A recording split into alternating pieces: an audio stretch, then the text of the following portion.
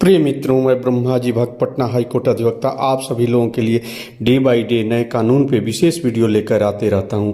आज जो यह विशेष वीडियो है कि ब्रिटेन की ताकत कैसे समाप्त हो गई। तो कहा जाता है कि भारत उसके हाथ से निकल जाने के कारण ब्रिटेन की ताकत समाप्त हो गई, लेकिन इसका कारण दूसरा कुछ था। तो आप जय हो ब्रह्मा जी चैनल पर आएँ, इस चैनल को लाइक करें, सब्सक्राइब करें, कमेंट करें और इस चैनल पे डे बाय डे बने रहें कि आपको विशेष जानकारी और कानून की विशेष जानकारियाँ आपको मिलती रहें। तो आज जाने कि ब्रिटेन की ताकत कैसे महाशक्ति के रूप में उसकी ताकत 1956 के बाद समाप्त हो गई। तो जैसे कहा जाता है कि स्वेज कैनाल का जो था उस पे वर्चस्व ये था ब्रिटेन और फ्रांस का ही था। वह स्वेज कैनाल की वह बनी तो 1859 से लेकर ये 1869 तक बनकर तैयार हुई और इसमें यह जो कंपनी थी वे उसमें रुपये लगे थे वे फ्रांस और ब्रिटेन के ही थे और जो मालिकाना हक था ब्रिटेन और फ्रांस के ही थे।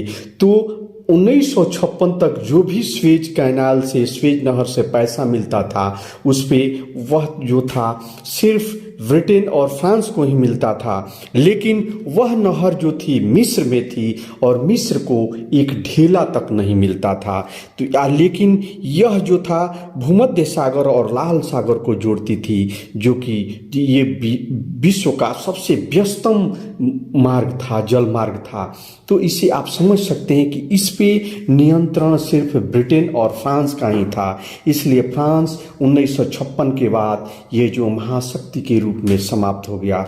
तो इसकी शुरुआत होती है ये एक यूरोप के देश क्रोएशिया में एक मीटिंग हो रही थी जिसमें थे मिस्र के राष्ट्रपति गयाल अब्देल नासिर और पंडित जवाहरलाल नेहरू और युगोस्लाविया के राष्ट्रपति टीटो। लेकिन उन लोगों की मीटिंग में ही नासिर के सहायक ने एक कागज का टुकड़ा नासिर साहब को दिखाया और देखते ही वे गुस्से में हो गए और उन्होंने कहा कि जवाहरलाल नेहरू से कहा कि अमेरिका ने मैं एक बांध बनवा रहा था, उस बांध को उसने विश्व बैंक के सहयोग से उसने रोक लगा दी। तो उन्होंने जवाहरलाल नेहरू ने कहा कि इससे कोई बात नहीं है और अपने विकास के लिए आप काम कीजिए। लेकिन इससे शुरू होती है ये ब्रिटेन की महाशक्ति की समाप्ति की कहानी। तो उसके बाद नासिर साहब ने मिस्र गए, मिस्र की राजधानी काहिरा गए और जाने के बाद उन्होंने उन्होंने एक रैली का संबोधन किया और उन्होंने कहा कि पुराने कंपनी का मालिकाना हक समाप्त, अब हमारा उस पे अधिकार होगा और उन्हें स्वेज नहर को राष्ट्रीयकरण कर दिया। राष्ट्रीयकरण करने के बाद स्वेज नहर के कंपनी के कार्यालय में वहाँ पे मिस्र के सैनिकों ने घुस गए और उस पे अपना अधिकार कर लिया।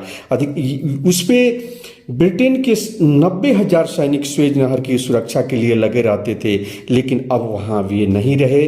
तो वहाँ पे ये तीन देश मिस्र के खिलाफ खड़े हो गए, इजराइल, फ्रांस और ब्रिटेन। इन्होंने इजराइल ने पहले युद्ध की धमकी दी और युद्ध शुरू कर दिया और उसमें शामिल हो गए ब्रिटेन और फ्रांस ने। फ्रांस और ब्रिटेन शामिल होने के बाद 1856 में युद्ध शुरू हो गया और अमेरिका के राष्ट्रपति थे आइजनहावर ने फ्रांस और ब्रिटेन पे उन्होंने दबाव बनाया कि आप युद्ध समाप्त कीजिए, युद्ध विराम कीजिए। और ये जो पंडित जवाहरलाल नेहरू जो थे ये भी कहते थे कि स्वेज कनाल जो है मिस्र में है तो उस पे अधिकार मिस्र का ही होना चाहिए, इजिप्ट का ही होना चाहिए। तो उस पे इजिप्ट का हुआ और फिर ये आइजनहावर के दबाव के चलते फ्रांस और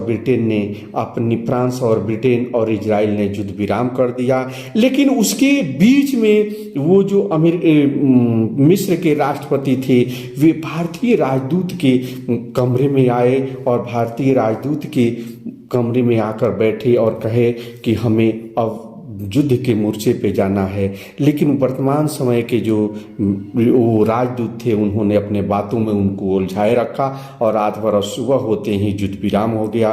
तो ऐसे अब ये भारतीय राजदूत ने ये मिस्र के राष्ट्रपति को अपने पास उनकी जान बचाई और युद्ध विराम होने के बाद से उस पे मिस्र का पूर्णतः अधिकार हो गया और वह राष्ट्रीयकरण हो गया। और उसके बाद से फ्रांस और ब्रिटेन और इजराइल को एक पैसा भी नहीं मिलता है, पूर्ण उसका पैसा जो है मिस्र को मिलता है। इस प्रकार से ब्रिटेन की महाशक्ति की ताकत के रूप में भारत को उसके हाथ से जाने के बाद और उस नहर को जाने के बाद पूर्णतः समाप्त हो गया और उसकी ताकत समाप्त हो गई और महाशक्ति की जो उसके ताकत थी वह समाप्त हो गया। तो इस प्रकार से आप सभी लोगों ने जाना कि वे स्वेज नहर पे वे नासिर साहब की राष्ट्रीयकरण मिस्र के राष्ट्रपति के द्वारा राष्ट्रीयकरण करने के कारण वहाँ उनकी पूर्णतः वे उस नहर पे नियंत्रण हो गया और इस प्रकार से ब्रिटेन और फ्रांस की वहाँ से सफाया हो गया, वे चले गए। तो आप नए नए वीडियो जानने के लिए आप हमारे चैनल पे हमेशा बने रहें। मैं अपने हृदय की गहराइयों से आप सभी को धन्यवाद देता हूँ। जय हिंद, जय भारत।